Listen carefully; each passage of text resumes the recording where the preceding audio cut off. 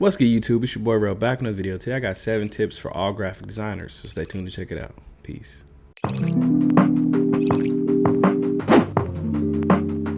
Alright, y'all, this is a little different for me. I put a compilation together of like some of my past videos, some that didn't get that many views, but I felt like they had like a decent message in them. So if you like this type of video, I can do more. Shout out to y'all for watching. I love y'all, man. Like this video, comment, and subscribe. Don't forget the notification bell to help me get back in the algorithm. I have not been in that motherfucking like 2 months and my views are hurting because of it. You know, and that's my fault for not being consistent as I should be, as I said I was gonna be. I let y'all down. I'm letting y'all down, but I'm back. Let's get it. Let's get back on track. Don't forget to like the video, man. Just help me get back in the algorithm. Peace. Take pride in what you do. People aren't going to take you serious if you don't take yourself serious. So when you take yourself serious and when you present yourself in a serious manner, not just like stern, like you can't have fun, but no, like, hey, this is who I am, this is what I do, this is what I stand for. Not only will you attract the right people, they'll have to respect you and they'll start putting other people onto your business. When I first started my clothing brand back in 2014, I had people commenting just random stuff on my Facebook page. Friends that I've known forever. They making jokes about the brand. They doing all this weird stuff, and I'm working on this brand 24 hours a day. So they don't know how serious I'm taking it, right? But yet they would still go in there and make jokes all around, sneak this and sneak hating on there. And I started blocking people, and I would let them know, look, I'm taking this shit serious. This is my life. This is my dream.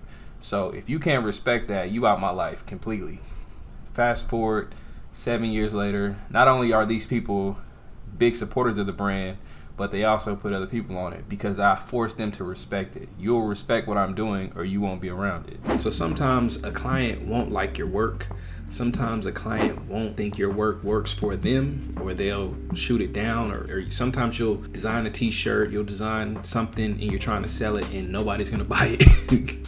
Nobody's rocking with your stuff. That hurts the most. It sucks that not everybody's going to be able to fit your style, or they're not preferencing your style. But that's something you gotta learn to deal with. It's something you gotta accept. And with graphic design, you gotta accept it quickly because your style's not gonna match everybody, but there is a core audience out there for you. There is your group of people, your soul tribe, whatever you wanna call it. They're out there and they're waiting for you.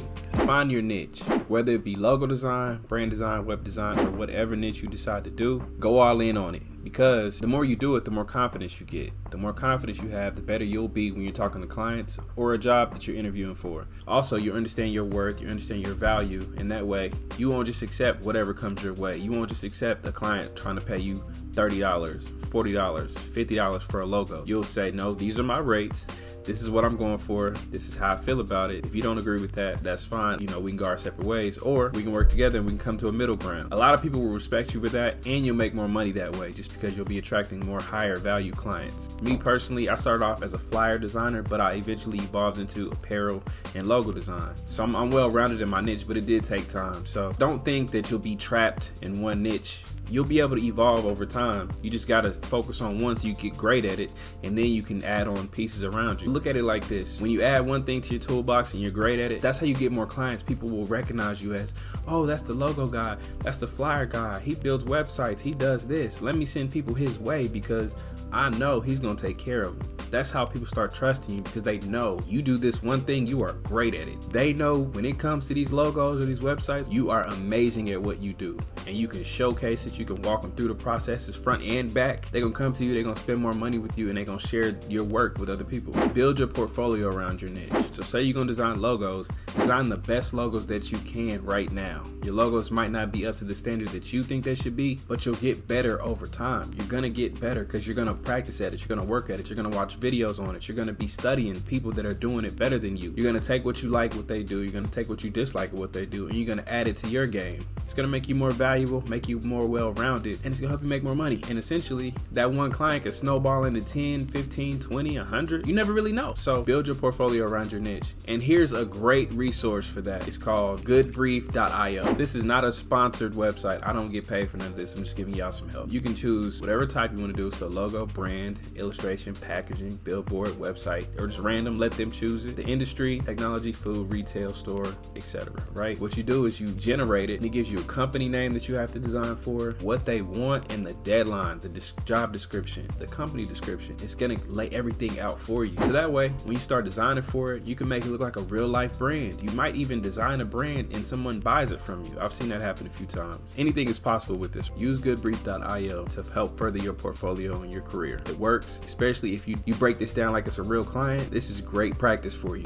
I use it all the time. I'm gonna be using it on the channel more. The money is in the follow-up. Send that text, send that email, send that phone call, send whatever it is, send a carrier pigeon. I don't give a damn what it is. Schedule it.